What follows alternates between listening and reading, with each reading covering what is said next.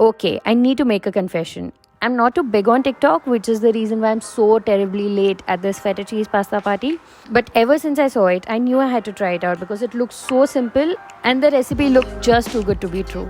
So in no time, curiosity got better of me, and here I am trying this recipe out just for you. We first start with preheating the oven for at least 10 to 15 minutes at the max setting, which is 230 degrees on my oven. And then we take an oven-friendly dish and I throw in the cherry tomatoes. The exact quantities of all of these ingredients is mentioned in the description below. So arrange the cherry tomatoes neatly the way I have. Trust me, this was not a part of plan. I know you wouldn't trust me, but it wasn't. And I throw in a block of feta cheese, on which we crush some fresh pepper. I tend to go a bit overboard with the pepper because I love fresh pepper, and it's really fun to crush it with a pepper crusher. So I literally don't stop till my hand starts aching. And that's just the right quantity for me, so you decide for yourself. And I sprinkle some salt on top. Then I throw in 2 cloves of garlic, and I eyeball around 2 tablespoons of olive oil. But I would recommend you to add a little lesser olive oil in case you're using full fat feta cheese, because you'll have to wait towards the end to find that out. To give it a punch of spiciness, I add in some chili flakes. And now we need to bake this in the oven for at least 30 to 35 minutes at 180 degrees Celsius or 350 Fahrenheit. Now you may ask at this point, Akshita, 30 to 35 minutes is a very long time, which I do not deny at all. It is a very long time. But you could totally be doing some other things. It's not like you have to stand in front of the oven and see the tomatoes and feta cheese cooking. Which is exactly what I did, only for you to see this beautiful shots of luscious tomatoes bursting out of their skin and the feta cheese browning on top. In the meanwhile, we'll be cooking some pasta, for which we take a pan, in which we'll throw in some water, rather a lot of it.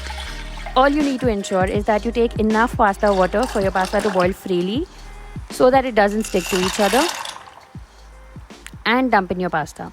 I do not prefer adding oil because I find it completely useless. The oil just floats around on the top. It really doesn't do anything to the pasta or water at all. Instead, I prefer giving it a gentle stir so that the pasta doesn't stick to the bottom or to each other. Now I'd let the pasta simmer to around 4 to 5 minutes. It really depends on the kind of pasta you're using. And before draining your pasta, reserve some of that starchy flavored water for later use. Now I take a colander into which I drain the pasta. As you can see, the pasta here is perfectly cooked. Now don't let this pasta stay out in the open for too long because it'll stick to each other, it'll turn mushy. And you know, coronavirus. Just kidding. Now we take the baking tray out of the oven. And there you go. You can see how beautiful it has turned out. The tomatoes are so very well cooked, and the feta cheese is also nice golden brown on top.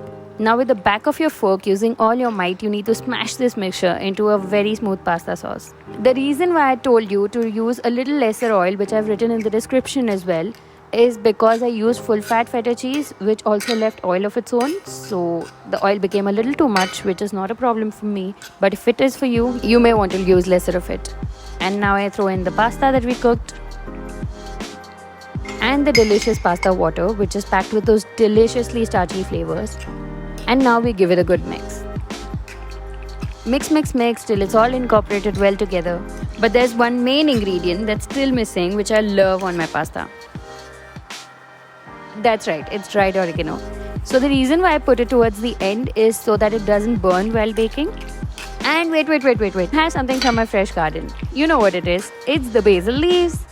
So there you go. This deliciously easy pasta is like any other pink sauce pasta with barely any efforts and ingredients. It tastes really cheesy and creamy and is packed with a bunch of flavors. So do try it out and let me know in the comments below how you like the recipe today.